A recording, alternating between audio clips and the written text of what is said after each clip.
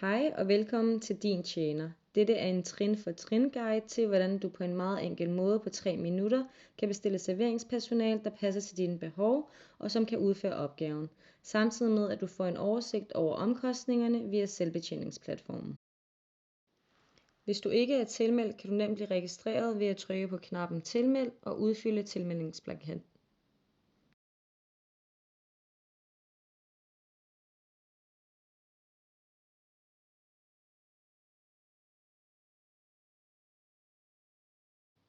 Under adresseboksen er det vigtigt, at du indtaster den korrekte adresse til det sted, som du ønsker, at personalet skal møde op på, da dette bliver vist på personalets app. Hvis du er en virksomhed, skal du indtaste CVR-nummer. Hvis du er en privatperson, kan du springe dette trin over.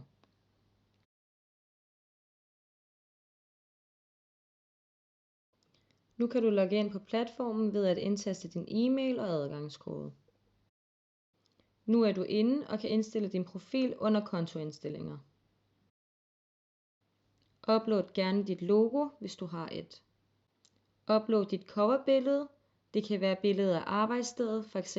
indgangsporten til lokationen. Det vil altid give en god følelse til personalet, så de kan være forberedte, især når det er første gang, de skal arbejde ude hos jer. Nu skal vi oprette en vagt. Tryk på skema i venstre side af skærmen, og derefter på knappen Opret ny vagt. Udfyld boksene med oplysninger om vagten. Skriv en god beskrivelse med de nødvendige informationer, som personalet skal have. Angiv den timeløn, du vil give for vagten. Vi anbefaler altid, at du vælger en timeløn, der er realistisk og som matcher markedet og sæsonen.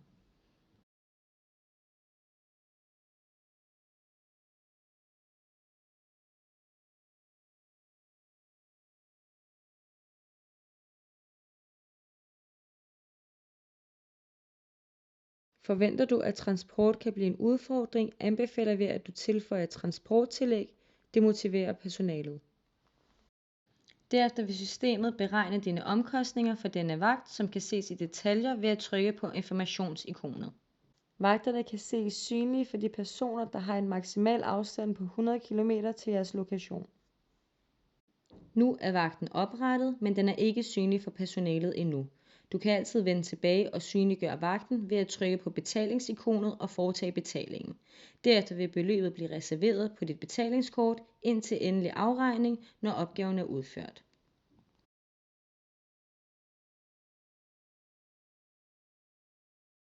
Nu er vagten synlig, og personalet vil automatisk modtage notifikation på deres app, at der er oprettet en ny vagt.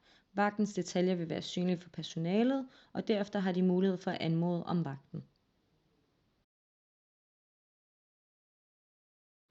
Du vil derefter modtage en notifikation, når personalet anmoder om vagten. Ved at trykke på personikonet har du mulighed for at se en liste over de personer, der ønsker vagten. Ved at trykke på informationsikonet kan du se de oplysninger og erfaringer, de selv har angivet.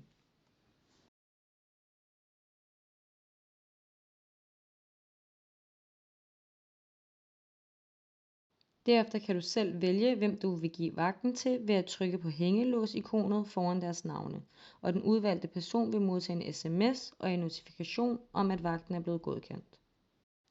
Ved at trykke på personikonet kan du efter endt vagt få nogle muligheder. Ved at trykke på stjerneikonet bliver personerne tilføjet til din yndlingspersonliste. Næste gang en vagt bliver frigivet, vil de personer, som er tilføjet til yndlingslisten, have mulighed for at tage vagten. Anmoder de om vagten, vil de automatisk få vagten tildelt, uden du selv skal uddele vagten, så længe vagten ikke er dækket af andre. Ved at trykke på det røde ikon har du mulighed for at føje personen til en blokeringsliste, hvis du ikke ønsker, at denne person skal tage fremtidige vagter hos jer. Ved at trykke på det grønne ikon skal du efter endt vagt eller senest 3 dage efter godkende de arbejdstimer, som personen har oplyst ved vagtens start og afslutning, hvilket de har gjort ved at tjekke ind og ud via deres app. Har der været ændringer i timer, har du mulighed for at rette det ind inden godkendelse. Godkendes det ikke inden for 3 dage, vil det automatisk blive godkendt. Ved at trykke på stjerneikonet på venstre side af skærmen får du en oversigt over de personer, som er på din yndlingsliste. De personer, som er tilføjet til yndlingslisten, har mulighed for at tage vagten. Når de anmoder om vagten, vil de automatisk få vagten tildelt, uden at du selv skal uddele vagten, så længe vagten ikke er dækket af andre.